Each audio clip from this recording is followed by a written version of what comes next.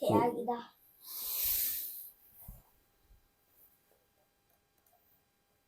원아, 어? 잘 자고 좋은 꿈 꾸거라. 아빠, 응, 이번 주에 있잖아. 노트북 별로 못했어. 어젠가, 오늘 좀 하지 그랬어. 계속 놀기만 하더만. 그러니까 못했어. 그래, 오만해서. 그래. 내일부터 시간 나면 10분씩이라도 해. 10분이라고 써놓지 않았어? 그게 중요해. 안 하는 것과 10분, 5분, 10분, 10분, 15분이라도 하는 게 날마다 하면 괜찮고, 그 다음에 토요일, 일요일에 시간이 좀 나면 30분, 2, 30분 게임하고 그러면 되지 뭐. 낱말, 문장 쓰기 뭐. 오케이? 오케이. 자, 내일 학교 가면 피곤하겠다.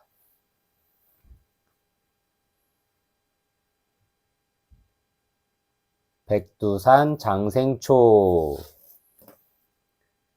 백두산 장생초는 편찮으신 어머니를 위해 장생초를 구하러 가는 아들의 이야기예요. 풀이 자랄 리 없는 추운 겨울이었지만 아들은 장생초를 구하려고 험한 백두산을 올라요.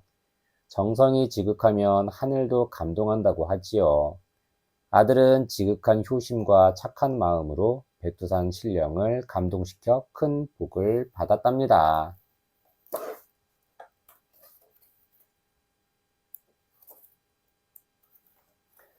아주 먼 옛날 백두산 아래 작은 마을에 병든 어머니를 모시고 사는 착한 아들이 있었어. 아들은 어머니의 약을 사려고 손발이 부르트도록 밤낮 없이 일했지. 어머니는 그런 아들이 무척 안쓰러웠어.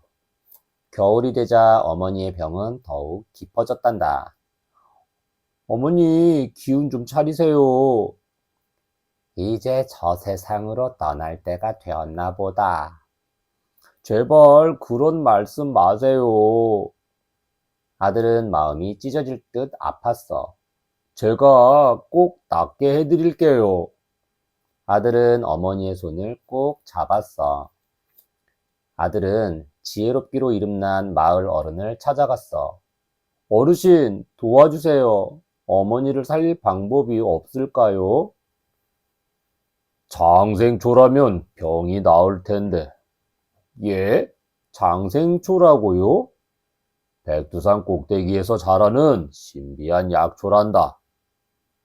하지만 이 추운 겨울에 어찌 구하겠니? 집으로 돌아온 아들은 저 멀리 백두산을 바라보았어. 눈 덮인 꼭대기는 까마득하기만 했지. 그래, 어머니 병만 고칠 수 있다면 어디인들 못 가겠어? 아들은 마음을 단단히 먹고 백두산을 향해 떠났어. 아들은 푹푹 쌓인 눈을 헤치며 백두산을 오르고 또 올랐어. 찬바람이 매섭게 얼굴을 때렸지. 험한 숲을 지나고 거친 바위를 넘느라 온몸은 상처투성이가 되었단다. 그래도 아들은 걸음을 멈추지 않았어. 꼭 장생초를 구해야 해. 하지만 갈 길은 멀고도 멀었어. 아들은 거센 눈보라에 떠밀려 눈밭에 쓰러지고 말았어. 아, 한 걸음도 디딜 힘이 없구나. 어머니가 기다리실 텐데. 아들은 점점 기운이 빠졌지. 쓰러진 아들 위로 눈발은 더욱 세차게 몰아쳤어. 얘야, 정신 차리렴, 정신 차려! 아들은 낯선 목소리에 퍼뜩 눈을 떴어. 머리가 새하얀 꼬부랑 할머니가 아들을 내려다보고 있었지. 할머니는 누구세요? 나는 백두산에 사는 할멈이란다. 이렇게 험한 곳에는 왜 왔니? 장생초를 구하러 왔어요. 그럼 백두산 꼭대기에 가려는 게로구나. 할머니는 씨앗 한 줌을 꺼내 아들의 손에 쥐어주었어. 부탁 하나 해도 되겠니? 꼭대기에 가거든 이 씨앗을 좀 뿌려다오. 나는 다리가 아파서 못 가겠구나. 말을 마친 할머니는 어디론가 훌쩍 사라져 버렸어. 아들은 다시 힘을 냈어. 그래, 여기서 포기하면 안 돼. 반드시 장생초를 구해야 해. 아들은 할머니가 준 씨앗을 챙겨 들고 산을 오르기 시작했어. 그런데 웬일인지 하나도 춥지 않았어. 다리도 날아갈 듯 가벼웠지. 마침내 아들은 백두산 꼭대기에 다다랐어. 눈 덮인 봉우리들이 푸른 호수를 감싸고 있었지. 와, 다 왔구나. 드디어 왔어. 아들은 장생초를 찾으려고 사방을 둘러보았어. 하지만 풀이라고는 한 포기도 없었지. 아들은 털썩 주저앉아 울고 말았어. 한겨울에 약초가 있을 리 없지. 할머니가 주신 씨앗이라도 뿌리고 가자. 아들은 눈물을 닦고 일어나 정성껏 씨앗을 뿌렸어. 그런데 씨앗이 땅에 떨어지자마자 싹이 돋더니 쑥쑥 자라지 않겠어? 그때 할머니가 다시 나타났어. 나는 백두산에 사는 신령이란다. 어머니를 생각하는 마음이 정말 기특하구나. 할머니는 쑥쑥 자란 풀들을 가리키며 말했어. 이 풀이 네가 찾던 장생초란다. 예? 정말 장생초라고요? 아들은 가슴이 벅차올라 울먹거렸어. 아들은 장생초를 한가득 뽑아들고 집으로 달려갔어. 어머니, 제가 왔어요! 어머니는 무사히 돌아온 아들을 얼싸안고 기쁨의 눈물을 흘렸어. 장생초 덕분인지 어머니의 병도 씻은 듯이 나았지. 그 뒤로 어머니와 아들은 오래오래 행복하게 살았단다. 아들의 깊은 효심이 백두산 신령님을 감동시켰구나. 마음을 다해 진심으로 노력하면 해내지 못할 일이 없단다. 이야기 속 우리 문화. 백두산은 참으로 신비한 산이란다. 아들이 갖은 고생 끝에 병든 어머니를 구할 약초를 구했어. 아들의 착한 마음씨가 백두산 산신령님께 전해졌기 때문이지. 백두산은 저 멀리 우리나라 꼭대기에 자리 잡고 있는 산이란다. 우리나라에서 가장 높고 험한 산으로 이름이 자자하지. 백두산은 무더운 여름철 말고는 늘 하얀 눈이 쌓여 있대. 그래서 머리가 하얗다는 뜻의 백두라는 이름을 갖게 된 거야. 옛날 백두산에는 호랑이, 곰 같은 무서운 짐승이 많이 살았단다. 백두산은 당장이라도 신령님이 나타날 것 같은 신비로운 산이었지만 동시에 목숨을 걸고 올라야 하는 무시무시한 산이기도 했지. 참, 그러고 보니 우리나라 애국가에도 백두산이 나오지? 동해물과 백두산이 마르고 닳도록 하고 시작하잖아. 그만큼 우리나라 사람들 마음 깊숙한 곳에 백두산이 떡하니 자리 잡고 있다는 뜻이겠지.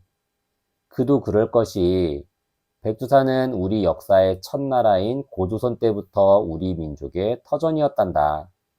그리고 그 뒤로도 오랫동안 우리나라와 다른 나라를 가르는 경계가 되어 주었어. 비록 지금은 쉽게 갈 수 없는 산이 되었지만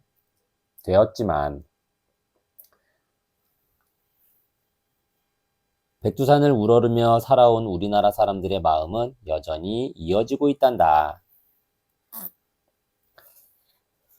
백두산 천지를 구경해 볼까? 백두산 꼭대기에는 아주 커다란 호수가 있어. 우리나라에서 가장 높은 곳의 호수답게 그 이름도 하늘 아래 연못, 천지라 불린단다. 화산이 만든 호수 천지. 백두산은 화산이 폭발하여 생긴 산이야. 천지는 용암이 폭발했던 화구가 무너져 내린 곳에 물이 고여 만들어진 호수란다. 천지를 둘러싼 산봉우리. 천지 주위에는 험한 봉우리들이 병풍처럼 둘러서 있어. 마치 호수를 지키는 파수꾼 같지? 천지는 이 봉우리들의 절벽과 맞닿아 있어서 사람이 가까이 가기 아주 힘들대. 용왕이 살 것 같은 깊고 깊은 푸른 물. 천지는 크기도 엄청 크고 깊이도 300m가 넘는단다. 검푸른 물속에서는 금방이라도 용왕님이 나올 것 같아. 그래서 천지를 용왕담이라고도 불렀어. 이야기랑 놀자. 우리나라의 등줄기에 높은 산들을 세워볼까? 백두산에서부터 쭉쭉 뻗어나오는 큰 산줄기를 백두대간이라고 해. 우리나라 맨 꼭대기에 자리한 백두산부터 금강산, 설악산, 태백산, 속리산을 거쳐 지리산에 이르기까지 우리나라의 큰 산들은 모두 이 산줄기를 따라 이어져 있어. 백두대간은 이렇게 한 번도 끊어지지 않고 이어져 우리나라의 등줄기라고 불린단다. 백두대간을 따라 우리나라의 높은 산들을 세워주렴.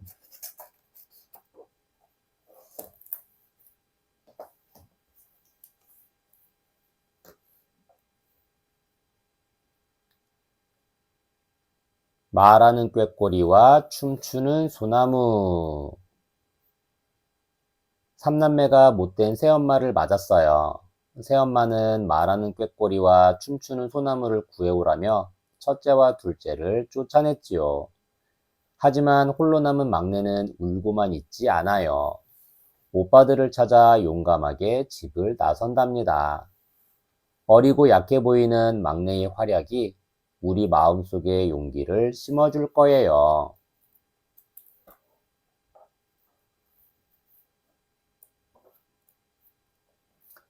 먼 옛날, 금강산이 보이는 마을에 사이좋은 삼남매가 살았어. 엄마가 세상을 떠나자 아버지는 새엄마를 맞아들였지. 그런데 새엄마는 맘씨가 아주 고약했대.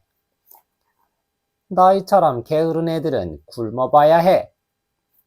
새엄마는 맛난 음식은 혼자 다 먹고 삼남매한테는 식은 밥만 주었어. 한데 그마저 아까웠는지 이런 생각까지 했단다.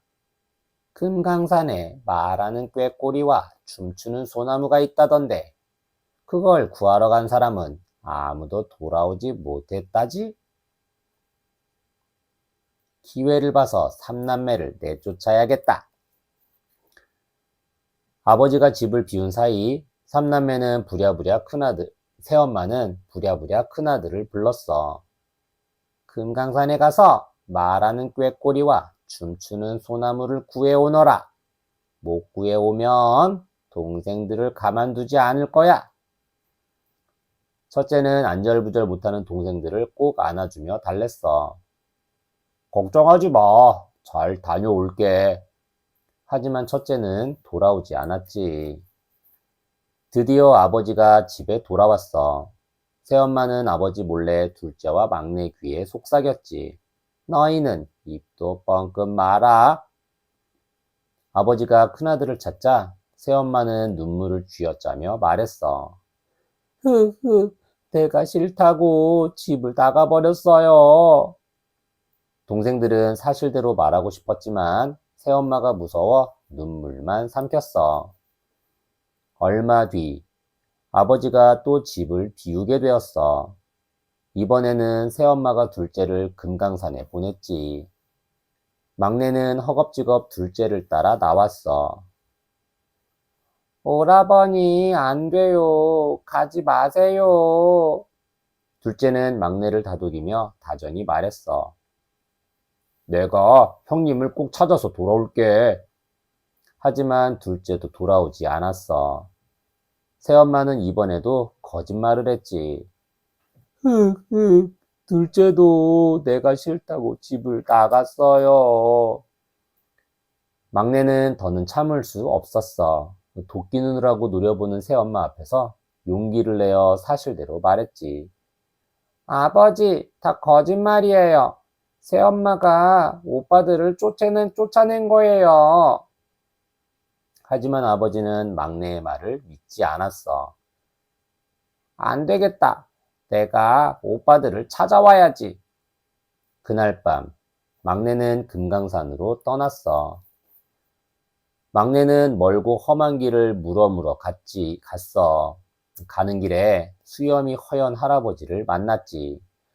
할아버지, 말하는 꾀꼬리와 춤추는 소나무가 어디 있는지 아세요? 얘야, 가지 마라. 그곳에 가면 돌아올 수 없단다. 전 꼭 가야 해요. 오빠들을 찾아야 하거든요. 그렇다면 이 개울물을 따라가거라. 등 뒤에서 어떤 소리가 나도 절대 돌아보면 안 돼. 내 말을 꼭 기억하거라. 할아버지 말대로 개울물을 따라가다 보니 깊은 골짜기가 이어졌어. 골짜기에는 사람처럼 생긴 바위들이 끝도 없이 늘어서 있었지. 그때 등 뒤에서 누가 부르는 소리가 들렸어. 얘야, 나 좀 보렴. 막내는 하마터면 돌아볼 뻔했지. 아차, 큰일 날 뻔했구나. 막내가 정신을 바짝 차리고 길을 가려는데 또 부르는 소리가 들렸어. 네가 왔구나. 어서 날 구해줘. 어디 가니? 나 여기 있어. 이건 분명 오빠들 목소리야. 막내는 뒤돌아보고 싶어 견딜 수가 없었어. 하지만 이를 악물고 두 귀를 꼭 틀어막은 채 앞으로 내달렸지. 얼마나 달렸을까? 어느덧 주위가 잠잠해지더니 눈앞이 환해졌어. 가만 보니 커다란 소나무가 이파리를 반짝이며 춤을 추고 있네. 아, 찾았다! 소나무 가지 위에서 꾀꼬리가 다정한 목소리로 말을 건넸어. 여기까지 오느라 얼마나 고생하셨어요. 막내는 꾀꼬리에게 물었어. 꾀꼬리야, 우리 오빠들 못 봤니? 저 바위들이 모두 날 찾으러 온 사람들이에요. 그 중에 아가씨 오빠들도 있을 거예요. 어떻게 하면 오빠들을 살릴 수 있니? 꾀꼬리는 대답 대신 풀풀 날아올랐어. 막내가 꾀꼬리를 따라가자 곧 푸른 샘물이 나왔지. 이 샘물을 바위에 떨어뜨리세요. 막내는 두 손 가득 샘물을 떠서 바위에 떨어뜨렸어. 그랬더니 바위가 사람으로 변하는 거야. 막내는 사람들을 다 살려내고 오빠들과도 다시 만났지. 오라버니들 고생 많으셨죠? 얼른 집에 돌아가요. 그때 꾀꼬리가 말했어. 우리도 데려가세요. 여긴 너무 심심해요. 막내는 꾀꼬리를 어깨에 얹고 소나무 가지를 하나 꺾어서 집에 돌아왔어. 에구머니나! 새엄마는 삼남매를 보고 소스라치게 놀랐지. 아버지는 그제야 모든 사실을 알고 새엄마를 집에서 내쫓았어. 얘들아, 정말 미안하구나. 아버지는 삼남매를 안고 하염없이 울었단다. 막내는 꾀꼬리가 시키는 대로 소나무 가지를 마당에 심었어. 가지는 쑥쑥 자라 커다란 소나무가 되었지. 삼남매는 꾀꼬리가 말하고 소나무가 춤추는 집에서 오래오래 행복하게 잘 살았대. 이야기 속 우리 문화. 절대로 뒤돌아봐서는 안 돼. 오빠들은 바위가 되어버리는 바람에 집으로 돌아오지 못했구나. 영리한 누이 동생 덕분에 제 모습을 찾았으니 천만 다행이지 뭐니. 뒤돌아보지 않는다는 약속을 지키는 것이 그렇게 쉬운 일은 아니란다. 뒤에서 무슨 일이 벌어지고 있는지, 돌아보면 무슨 일이 생길지 알 턱이 있나. 꾹 참고 앞만 보고 가다가도 한순간 저도 모르게 고개를 돌리면 에구머니나 바위가 되어버리고 마는 거지. 뒤돌아보지 말라는 말을 어겼다가 바위가 된 이야기가 하나 더 있는데 들어볼래? 옛날에 아주 못된 부자가 살았는데 어느 날 시주를 청하는 중에게 쌀은커녕 쇠똥을 잔뜩 퍼주었지. 부자의 며느리가 미안한 마음에 몰래 쌀을 담아주니까 중이 이렇게 말하는 거야. 지금 당장 뒷산으로 올라가시오. 가는 길에 절대 뒤를 돌아보면 안 돼요. 그 말을 듣고 며느리가 곧장 뒷산을 오르기 시작했는데 이게 웬걸. 집에서 뒤에서 우르르 쾅쾅 소리가 난리도 아니야. 며느리는 이게 무슨 일인가 궁금한 걸 못 참고 그만 고개를 돌렸어. 돌아보니 자기가 살던 집이 무너지고 깊은 연못이 생겨나 있었지. 하지만 그 순간 며느리도 바위로 변하고 말았단다. 그저 뒤돌아봤을 뿐인데 돌이 되는 건 너무하다고? 그만큼 자기 마음속의 유혹을 참아내는 게 어렵고도 중요한 일이라는 뜻이겠지. 망부석 이야기를 들어볼래? 누군가를 간절히 기다리다가 돌이 되고 말았다는 이야기도 있어. 이런 이야기를 망부석 설화라고 한단다. 돌이 된 박재상의 아내. 옛날에 박재상이라는 사람이 일본에 잡혀간 왕의 동생을 구하러 간 일이 있었지. 왕의 동생은 무사히 탈출시켰지만 박재상은 붙잡혀 죽고 말았단다. 박재상의 부인은 그것도 모르고 높은 고개에 올라 남편이 돌아오기만 기다렸어. 먹지도 자지도 않고 먼 산을 바라보던 부인은 끝내 그 자리에 서서 돌이 되어버렸지. 사람들은 그 돌을 망부석, 즉 남편을 기다리는 돌이라고 부르며 안타까워했단다. 박재상의 아내가 변해서 됐다는 망부석은 경주와 울산의 경계에 자리 잡은 치술령에 가면 볼 수 있지. 치술령 고개의 망부석, 정읍사에 얽힌 이야기. 아주 옛날 정읍이라는 고을에 사이좋은 부부가 살았어. 남편은 이 고을 저 고을 다니며 물건을 팔았는데 어느 날부턴가 남편이 돌아오지 않는 거야. 부인은 높은 고개에 올라 노래를 불렀지. 달님, 높이 높이 떠서 남편의 밤길을 환하게 비춰주소서 하고 말이야. 하지만 남편은 돌아오지 않았고 부인도 고개에 서서 망부석이 되었다고 해. 부인이 부른 노래를 정읍사라고 하는데 지금까지 전해지고 있단다. 정읍사 공원 망부상. 이야기랑 놀자. 바위가 된 사람들을 도와줄까? 바위 모양을 자세히 보렴. 좀 이상해 보이지? 저 바위들 중에는 사람이 변해서 된 것도 있단다. 무슨 일이 일어나는지 호기심을 참지 못하고 뒤를 돌아본 탓에 그만 바위로 변해버린 것이지. 다행히 우리가 신비한 샘물을 찾았으니 저 바위들을 제 모습으로 돌려놓을 수 있겠구나. 어서 바위가 된 사람들을 도와주자꾸나. 그리고 앞으로는 꾹 참을 줄 알아야 한다고 당부하는 것도 잊지 마. 바위로 변한 사람들을 제 모습으로 바꾸어 주렴.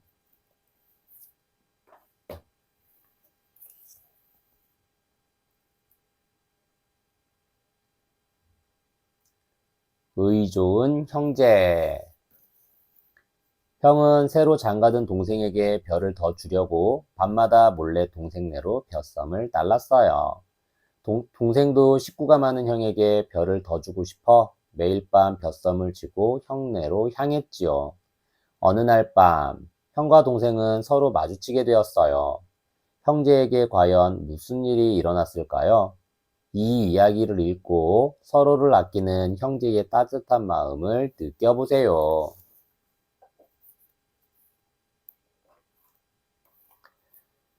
옛날 어느 마을에 형과 동생이 살았어요. 형은 동생이 어찌나 귀여운지 나무하러 갈 때도 업고 다녔어요. 동생도 자기를 아껴주는 형을 잘 따랐지요. 아유, 어린 녀석들이 어쩜 저렇게 사이가 좋을까? 동네 사람들은 다정한 형제를 보고 흐뭇해했어요. 형제는 잘하면서도 늘 사이가 좋았어요. 형은 동생에게 무엇이든 자세하게 알려주었어요.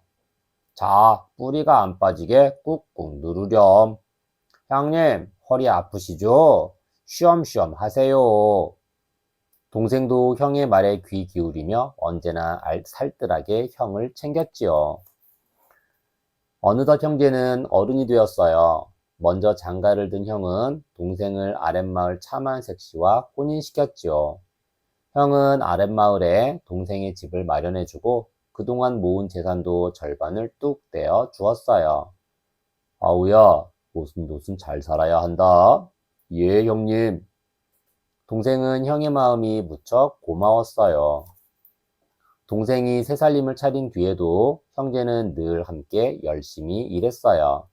가을이 되자 벼가 누렇게 익었어요. 형님이 애쓰신 덕분에 올해도 풍년이네요. 아니다, 아니야. 네가 열심히 일한 덕분이지. 형과 동생은 흥겹게 노래 부르며 사이좋게 벼를 베었어요. 가을 거지가 끝난 뒤 형제네 마당에는 벼쌈이 가득 쌓였어요. 예, 아우야, 새살림을 차렸으니 네가 벼를 더 가져가거라. 아닙니다. 식구가 많은 형님이 더 가지셔야죠. 둘은 서로 더 가져가라고 실랑이를 벌이다가 결국 똑같이 나누기로 했답니다. 그날 밤, 형은 잠을 못 이루고 자꾸만 뒤척였어요. 여보, 무슨 걱정이라도 있어요? 아내가 묻자 형이 말했어요. 아우에게 별을 더 주고 싶은데 도무지 받지를 않으니 어쩌면 좋겠소? 서방님 댁에 몰래 벼썸을 가져다 놓으면 어때요? 그거 참 좋은 생각이구려. 형은 벼썸을 짊어지고 가서 동생네 벼썸 위에 얹었어요. 형은 몇 차례 왔다 갔다 하면서 열섬을 동생네 마당에 가져다 놓았지요. 이 정도면 되겠지? 형은 기쁜 마음으로 빈 지게를 지고 돌아왔어요. 다음 날 아침, 형은 마당에 나왔다가 깜짝 놀랐어요. 분명히 동생 집에 벼썸을 날라다 놓았는데 자기 집 마당에 그대로 쌓여있지 뭐예요. 참 이상하네. 분명히 옮겨 놓았는데. 형은 고개를 갸웃거렸어요. 그날 밤, 형은 다시 집을 나섰어요. 땀을 뻘뻘 흘리며 이번에는 20섬이나 날라다 놓았죠. 휴, 이제 됐다. 동생네 마당에 높이 쌓인 벼썸을 보고 형은 흐뭇한 미소를 지었어요. 그 다음 날 아침이 되었어요. 어이쿠, 이게 웬일이야? 형은 마당으로 나오자마자 놀라서 눈을 비볐어요. 어젯밤 분명히 20솜이나 날랐는데 마당의 벼썸은 또 그대로였어요. 부엉이가 부엉부엉 우는 밤이 되었어요. 오늘은 어찌된 일인지 알아봐야겠다. 형은 벼썸을 짊어지고 길을 나섰어요. 동생네로 가는 오솔길에 들어서는데 저 멀리서 검은 그림자가 나타났어요. 검은 그림자는 점점 다가오더니 형의 앞을 딱 막아섰어요. 그 누구요? 비키시오. 구름이 걷히고 보름달이 환하게 비치자 익숙한 얼굴이 눈앞에 나타났어요. 아니, 이 밤중에 네가 웬일이냐? 형님이 아니십니까? 검은 그림자는 바로 동생이었지요. 그런데 가만 보니 동생도 벼썸을 지고 있었어요. 형님 댁에 식구가 많으니 별을 더 드리려고 나르고 있었습니다. 그런데 며칠째 날라도 저희 집 벼썸이 그대로지 뭡니까? 아우야, 너도 나와 똑같은 마음이었구나. 그제야 형과 동생은 자기 집 마당에 벼썸이 줄지 않은 이유를 깨달았어요. 형과 동생은 서로 부둥켜 안았어요. 환한 달빛이 형제를 포근하게 감싸주었답니다. 그 후로도 형제는 형님 먼저 아우 먼저 하며 무엇이든 서로 양보하느라 옥신각신했어요. 온 가족이 형제를 본받아 오래오래 사이좋게 지냈답니다. 이야기 속 우리 문화. 농사일은 서로 도우며 하는 거란다. 형과 동생이 서로를 위해 양보하는 모습이 참 보기 좋구나. 아마 의 좋은 형제는 어떤 힘든 일이 생겨도 함께 이겨낼 거야. 옛날 사람들은 대부분 농사를 지어 먹고 살았단다. 그런데 농사라는 게 여간 손이 많이 가는 일이 아니었어. 요즘처럼 일을 덜어주는 농기계도 없었으니 형제나 가족은 물론 마을 사람들까지 모두 나서서 서로 도와야 했지. 특히 벼농사는 계절마다 할 일이 참 많았단다. 봄에는 미리 길러둔 벼의 싹을 논에 옮겨 심는 모내기를 하는데 이 일이 얼마나 바쁘고 힘들었는지 모내기 때는 고양이 손도 빌린다는 속담이 생길 정도였어. 그러니 이 집 저 집 가릴 것 없이 일손을 보태야 했지. 심어주게 오종종 줄무를 심어주게 하면서 한 사람이 모 심는 줄을 잡고 먼저 노래하면 다른 사람들이 따라 부르며 힘들어도 흥겹게 모를 심었어. 함께 노래 부르며 농사일의 피로를 이겨내려 한 거야. 여름에는 벼가 잘 자라도록 함께 잡초를 뽑고 가을에는 나달이 누렇게 익은 논에서 함께 벼를 뱉단다. 함께 도와야 할 일이 어디 농사일 뿐이겠니? 우리 조상들이 그랬던 것처럼 여럿이 힘을 모으면 아무리 힘든 일도 척척 해낼 수 있을 거야. 힘겨운 농사일을 어떻게 해냈을까? 우리 조상들은 농사일이 아무리 고되어도 흥겹게 일했단다. 그 비결이 무엇인지 궁금하지 않니?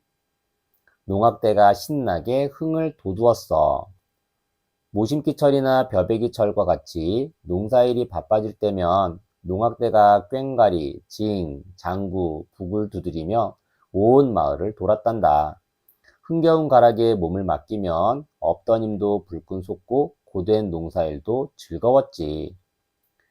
둘에 들어가 함께 일했어. 모심기 둘에, 김매기 둘에 등의 둘의 모임을 만들어 함께 일했어.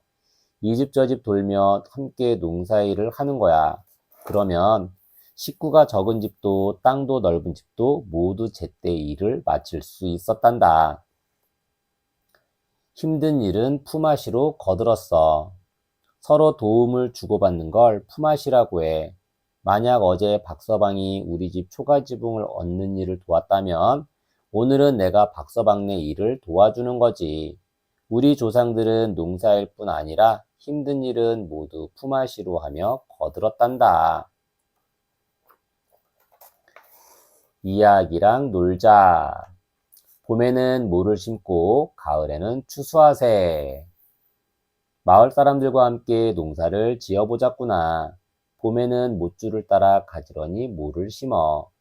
그러면 여름 내내 햇살을 담뿍 받은 벼가 쑥쑥 자라면서 벼 이삭도 조금씩 여물어가지. 얼싸 좋네 얼싸 좋아 올해도 풍년이구나. 가을이 되어 누렇게 익은 벼가 황금 들판을 이루면 낫을 들고 벼를 벨 차례야. 베어낸 벼는 한 단씩 잘 묶어서 말린 다음 벼 이삭을 톡톡 떨어내면 된단다. 봄에는 물을 댄 논에 모를 심고 가을에는 벼를 베어낸 곳에 벼단을 쌓아주렴.